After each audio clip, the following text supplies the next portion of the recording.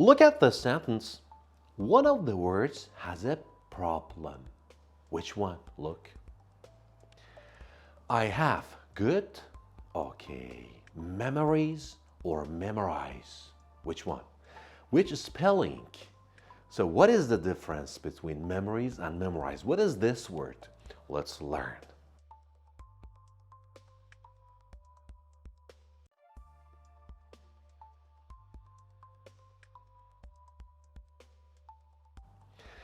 Well, in this video, we are going to learn about some confusing pairs, words that look similar but are very different in their meaning. All right, let's learn it. The first thing I'd like to teach you is this word. You know this word, memory. Memory means your memory. I have a strong memory. Okay, so this is the first meaning. Or some good times, enjoyable times that we remember from the past. I have a good memory from that party. I went to a party last year and I always remember that. I have a good memory. So memory can have these two meanings. Now, if you have one good time in the past, you can say, I have a memory. A memory, two memories, three memories, four memories. So look at the spelling, I-E-S. So it is one memory. When you add S, the spelling changes to memories. So the first word is memories. I have good memories from my childhood. It means enjoyable times. Now, the second thing you need to learn is this. Sometimes we can add ISE or IZE to the end of some words and change them to a verb. ISE is British, IZE or IZE is American. For example, realize. Realize is the verb, means understand.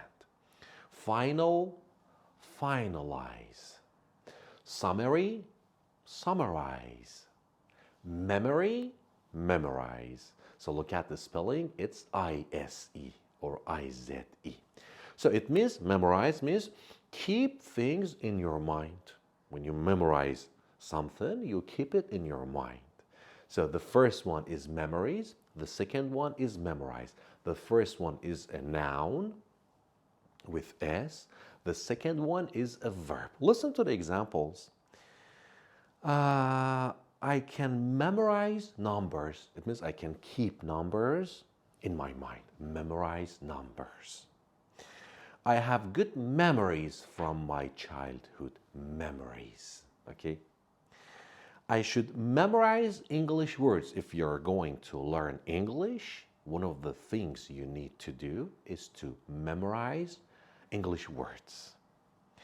I write my memories in my diary. I have a little notebook, a diary, and when I have a good memory, I write it. So I write my memories in my notebook.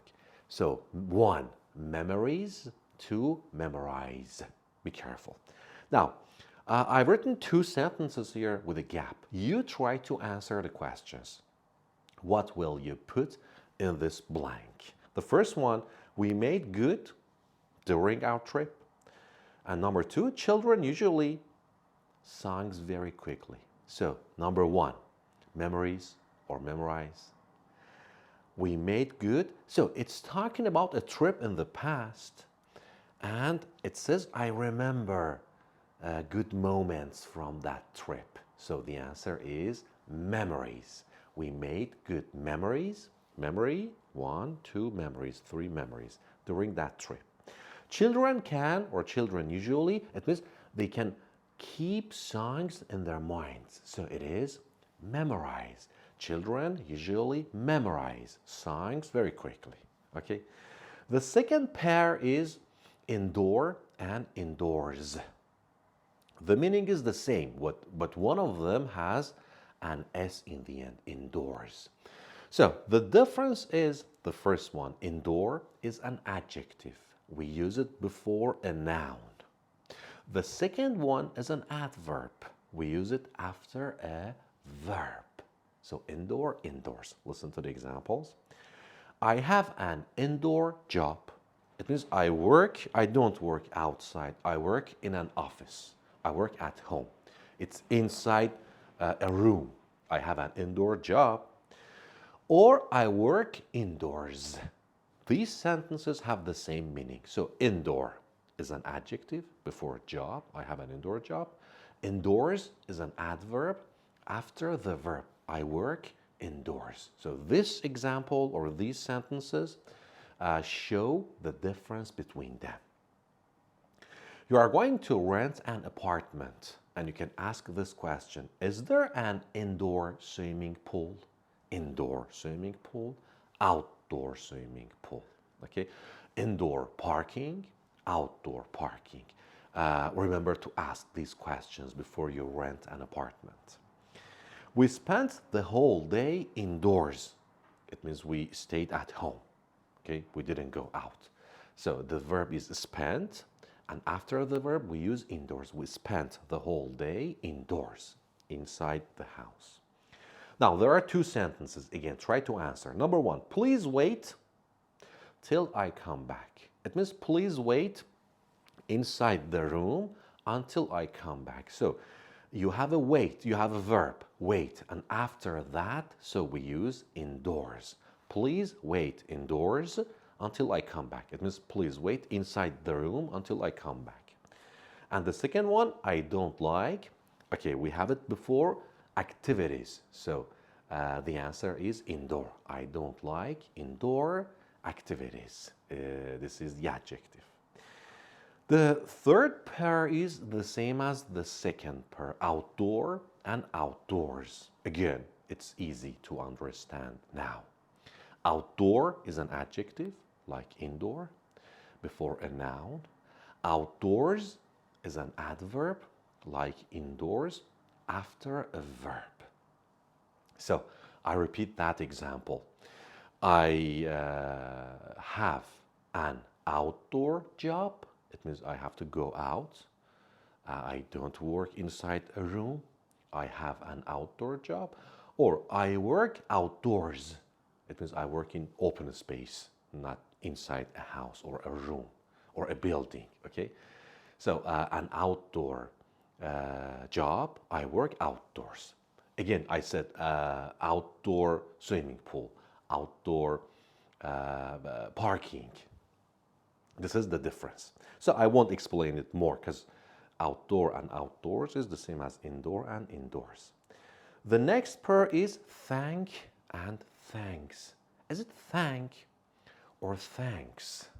Well, most of the time we use the name of somebody after thank. So thank somebody, like thank you.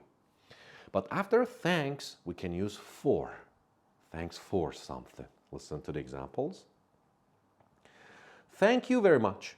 Thank you very much. Thank you very much. Or thanks a lot. So we can't say thanks you. After thank, we use the name of somebody. After thanks, we can't. Or you can simply say thanks. It means thank you. Thank you. Thanks. Thanks a lot. Thank you for helping me. Okay. Thank you very much. Thanks a lot. Thank God. So we never say thanks God. Thank God. Okay. Thanks for helping me. I told you after thanks, we can use for. Thanks for helping me. And sometimes thanks to, if you use to after thanks, it has a completely different meaning. Thanks to means because of, for something positive. Listen to the example. Thanks to his effort, he was successful. It means because of his effort, he was successful. Or he got a good job thanks to his experience. Because of his experience, because he had enough experience, he could get that job. Now you try to answer these two. The first one, for you, for coming. What is the difference? I told you. The first one, the answer is thank. The second one is thanks. So because in number one we have you, So we use thank. Thank you for coming. Thank you for coming. In number two, you don't have you, so you can say thanks. Thanks for coming. So thank you for coming. Thanks for coming. Thank you for accepting my invitation. Thanks for accepting my invitation. The next pair, it's not actually a pair, three words. Older, elder, and elderly. Very confusing. The first one, older, we can use it for both people and things. Okay, people and things. And most of the time we use than after older. So older for people and things, and we use than after it, older than. Listen, my brother is older than me, older than me. This building is older than that one. This building was made 20 years ago. That building was made 10 years ago. So this building is older than that one. He looks older than his age. Okay, for example, he is 30, but he looks 40. So he looks older than his age. This is a sentence that is right for me. Some people, when they see me and when they know my age, they may say, you look older than your age. Number two is elder. The important thing you need to know is that after elder, we use a noun. Elder brother, elder sister. So after older, we can use than. After elder, we never use than. We can use a noun, like elder brother.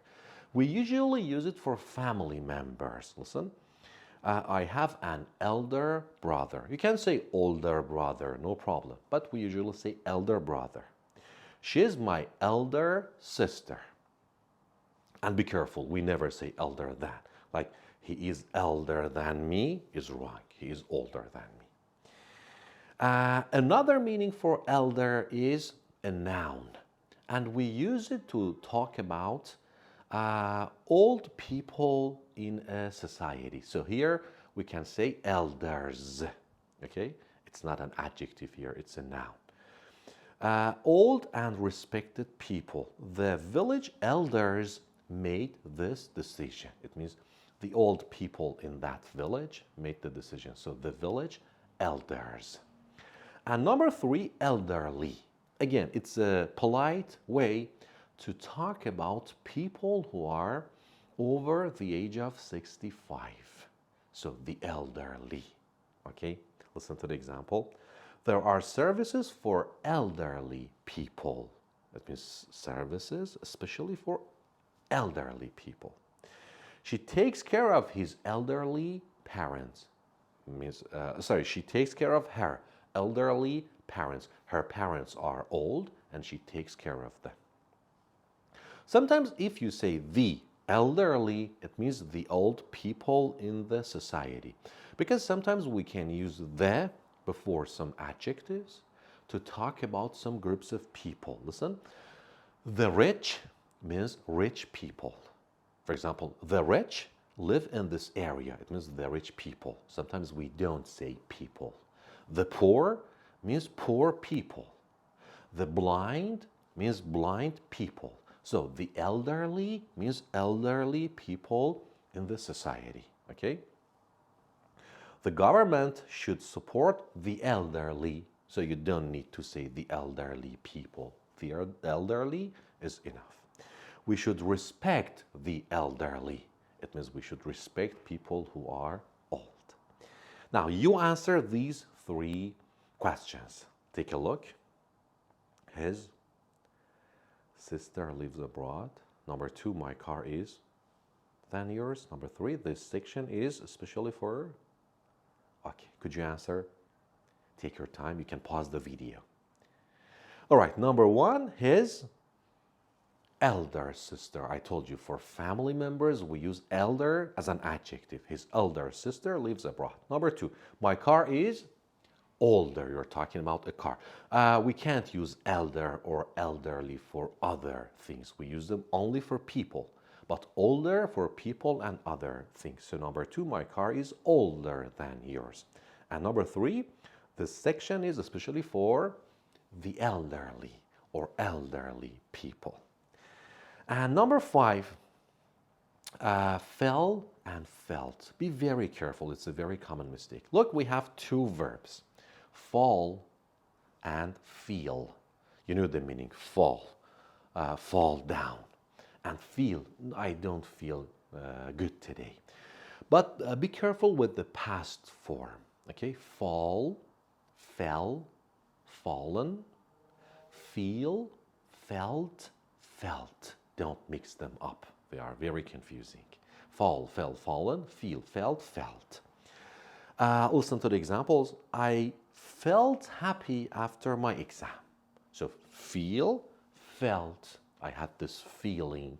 I felt happy after my exam.